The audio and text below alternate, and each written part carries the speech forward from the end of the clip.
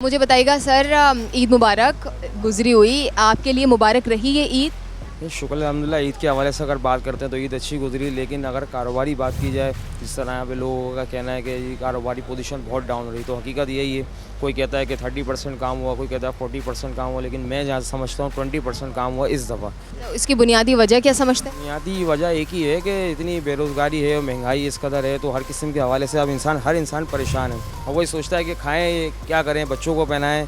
तो इसी चक्कर में बस ये है कि असल वजह यही है कि कारोबार।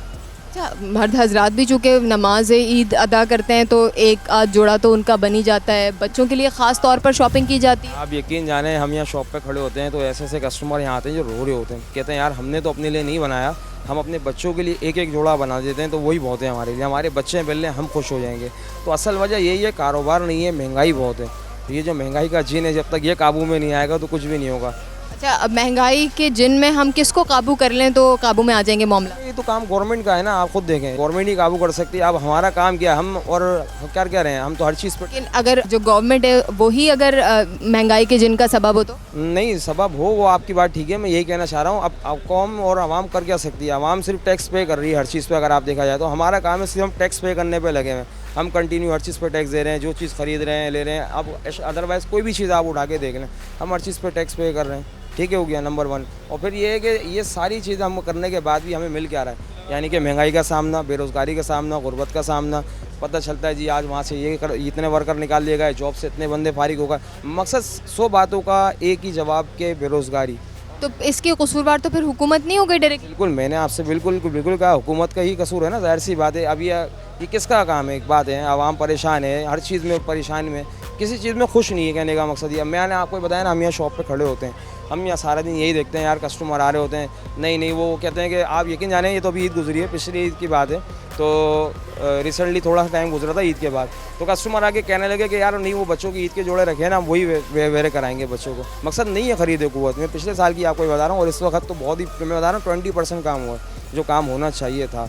अच्छा, मौजूदा हुकूमत को अगर पिछली हुकूमत से कंपेयर करें तो ये नून लीग की हुकूमत है, आपने इमरान खान की हुकूमत देखी? इमरान खान की हुकूमत में भी हमने देखा है, सही है, लेकिन इमरान खान की हुकूमत में कम था। जो बात है, उन्होंने हर चीज़ को एक लेवल में लेके चले, बहुत अच्छा किया उन्होंने। अब देखें, अल्लाह मालिक है, जब तक उनका था नसीब में उन्होंने हुकूमत की। अब ये इनकी हुकूमत है, लेकिन ये तो खैर गलत है, जो बात है ये बहुत गलत हो रहा है। एक ये कह लें मिडिल क्लास इंसान वो टूट चुका है बिल्कुल।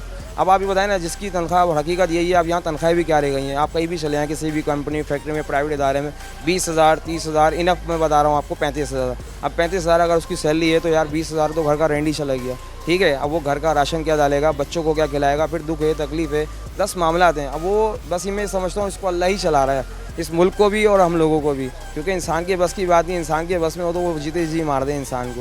बिल्कुल ठीक है, इंसान के बस में हो तो वो जीने का इख्तियार भी दूसरे से छीन ले। इसी वजह से ये मामलात परवरदिगार ने अपने हाथ में रखे हैं। लेकिन जिस हद तक अपने लोगों की ज़िंदगी में आसानी की जा सकती है, रमज़ान भी तो हमें यही सिखाता है, ईद की खुशियाँ बाँटें दूसरों में। लेकिन जो अरबाब इख्तियार हैं, जिनके पास ये इख्तियार है कि वो आवाम की ज़िंदगी में एक बड़े पैमाने पर तब्दीली ला सकते हैं, आसानी ला सकते हैं, वही अगर हक़ मारने वालों में शामिल हों तो फिर आवाम किसके पास जाए?